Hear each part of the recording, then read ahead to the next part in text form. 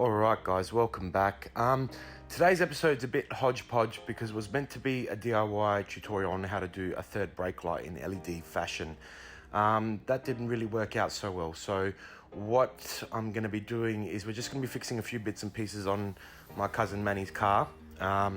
So you'll see me mention third brake light in there, LED, but just disregard that. Also, I'm going to be muting it on some points because the beeping of the ER34s when you've got the keys in the ignition is pretty annoying. So I'll either turn it way down or I'll mute the whole thing and just talk over it.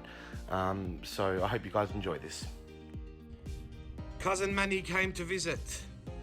Right, so this is my cousin Manuel's 1998, 1999 R34 25 GT Turbo Sedan. So as I said, we are going to start doing some work on it. Look, the car's not perfect, but we're going to be fixing some things that have been bugging him, such as his speedometer, and also fitting a LED third brake light, which I made from scratch, which you would have seen earlier on in the episode. So also his air conditioning control unit, the lights behind there have stopped working. As I said, my car's going in to get sprayed soon, so we're going to get some parts sprayed up, and we're going to refit an original cluster, or three dial cluster to the top here, and then we're also going to peel off the plastic dip from this stuff and make it a lot more presentable. So we'll get stuck into that now and stay tuned. Okay, so a bit of a background on Manuel's R34. He's had it for about 10 years now. Me and Manuel kind of got our cars around the same time, if you guys remember the original black 34 that I had. This is back when we didn't know jack shit about working on cars, and we obviously just did things like carbon fiber wrap things and try and spray paint, and failed miserably. But we're bringing the car back from the dead, not that it's dead, but it's not where we want it to be.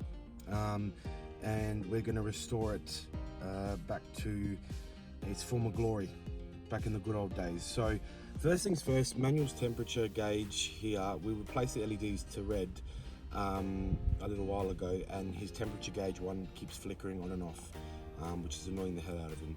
Second of all, the climate control unit down here has got none of these illuminated. So what I've got here today is I've got some, I think they're T3 or T2 globes, red, to go in there because we're going for a red theme eventually. These are LED gauges too, so your standard gauges, volt, oil pressure, and what is it, volt, turbo, and oil temp.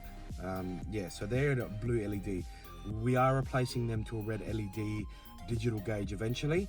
Probably in the next month or so we'll do another episode on that. It's going to be a pretty straight swap, so that should be fine. But for now, let's get stuck into it. Sorry for the glare, guys, but just thought I'd show you why I'm doing this. I'm doing the 2 screws underneath here in order to get back at the cluster. There's just 2 here for now. Manuel is taking out the center gauge pod, which he's done both screws now, so this should all just pop out. If you guys want to know how to get this out to begin with, you can go back to the video in which I showed you guys how to install the Nismo triple gauge cluster. Yeah, obviously Manuel's got aftermarket gauges in there, but we're just going to make things a bit more tidy and just obviously clean a bit of things up. So as you can see here, the silver paint on this is quite bad. It's bubbling, it's retaining a lot of dust and stuff like that. Sorry for the bad focus. So we're just going to put a standard series 2 one on there for now, and from there we'll basically put it back to factory, so that way when my car goes in to get sprayed, I can get them to sand this down and get it sprayed the same color as the car, which will work out well. So I'll keep doing this and we'll come to the point where we've got to replace the globes, and I'll show you guys how to do that as well. Alright, so I've removed the front part of the cluster here, which kind of is the surround, so to speak. What I'm going to do now is remove 3 bolts. So there's one there, and one up here. Again, sorry for the glare.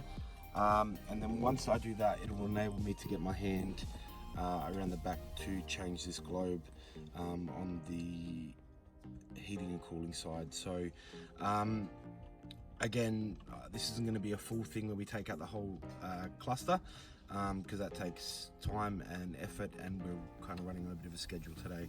So I'll get that sorted, and we'll turn the cluster on now. Okay, so basically here, guys, I turned the cluster on to show you the red illumination, and obviously how one part of it is actually flickering red, as you can see there. The reason why I've turned down the volume on my recording is because the beeping that the car was making from having the lights on and the car not being started was driving me insane. So you can see it flickering there, but yeah, so I've turned it down because the beeping will absolutely drive you nuts, as it did me. So that's just for sake of ease, but as you can see here, I'm talking about the flickering of the gauge, and you can see it there, it's flickering on and off, which was driving manual mental when he was driving. So yeah, we're going to fix that up now. Okay, so manual's put the cluster back in now, as you can see, compared to the original one we had in there, which was a silverish one that was spray painted poorly by myself and manual. We are looking at a standard cluster with some digital gauges. Now, if manual gives me his car keys, I will turn them on and show you guys what they look like. Okay, so this is the way manual's gauges are set up. So we've got boost, PSI there, oil temperature, and volts in blue LED. We're going to be changing the gauges over to a red LED, because we're kind of going to go for that red and silver look like obviously I've got in my car, because both are very similar. So that's what they look like at the moment. Don't worry about the oil temp. This reads in Fahrenheit, not Celsius, so unfortunately manual constantly gets warning lights telling him his oil's overheating, or the temperature's overheating, because these are cheap Chinese knockoff ones, which I had originally in my car, but again, we are a lot more wiser to this stuff now. So we'll move back over to the dash, and then we'll get started on his control unit for the AC. Okay, so here, guys, again with the beeping, I'm basically telling you that I've just found the problem globe and it's all fixed up now, it's all illuminated. Basically how I got to the back there, which is I just pulled it forward and pushed it to the side. You shouldn't need to pull very hard in order to get the cluster out once you've removed the screws. Now, another thing you're probably asking yourself is how I know what globe to change. And the fact of the matter is that I actually have a second cluster here at my disposal, which basically tells me where all the globes sit and how they all work. So you guys can use that as a reference to try and obviously figure out your problems and which globes are out. That one there, and plus the two center ones and the two on the right hand side, are all your illumination clusters. The rest are all warning lights, airbag light, things like that. So that's how I figured out which one to use. Various other lights like your high CAS and traction control and slip and things like that. So although very important lights, obviously you need to be able to see what you're doing, and I've been in a situation where I've had one of these and it's just the constant blinking of the lights is just incredibly annoying. So I'm going to get this plugged back in now. Obviously if this is the first time you're doing it, please be careful, because it's so easy to drop these globes at the back there and never find them again. It's also easy to drop them into the actual cluster itself, so just be very careful. I've got fat hands, if I'm honest, so this stuff can be a little bit fiddly for me too, but because I know what I'm feeling for and because I know what I'm doing to some degree, I tend to get around okay. Again, guys, sorry for that annoying beeping, but I just wanted to show you guys that we've got it fixed now. Again, for those of you who need reference, have a look at this cluster here, and refer back to it if you need to. Thank God for that. Manual's put the second stage, the second series dim back in, which I've already showed you guys. The next part of this that we're going to be doing is we're going to be taking this out and replacing the globes behind it, because as you guys saw, this is part illuminated blue, but none of these lights work here, and that's not going to work. So again, guys, the beeping was driving me nuts. I've basically gone on to say that I've replaced the globe in the din, so you can see that it's all illuminated there, and I've also replaced the globes at the back of the AC unit. I turn off the car now and I'll go into a bit more depth about the actual AC control unit.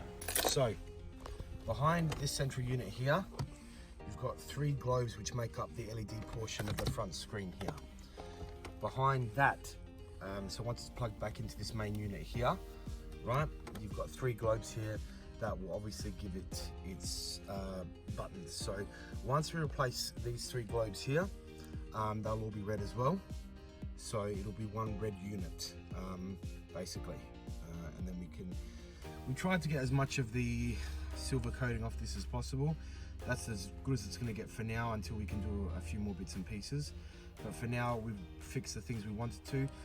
Unfortunately, the third brake light, well, it came out amber, and it looked good, like if it was meant to be like an amber orangey red, but we wanted red.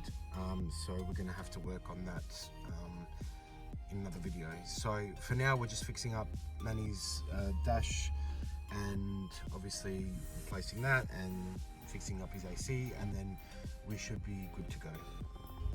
Alright guys, we are done. We managed to change all the globes over in Manuel's aircon unit, replace the top part here, sanded that back down to make it look at least half respectable, but now he can drive his car without losing his damn mind. Apart from that, that's it. Thank you for everyone who's tuned in. Appreciate it. Again, pretty bummed out about this third brake light, but that just gives us an opportunity to improve ourselves, obviously. So look, stay tuned for the next video, guys, and thanks for watching.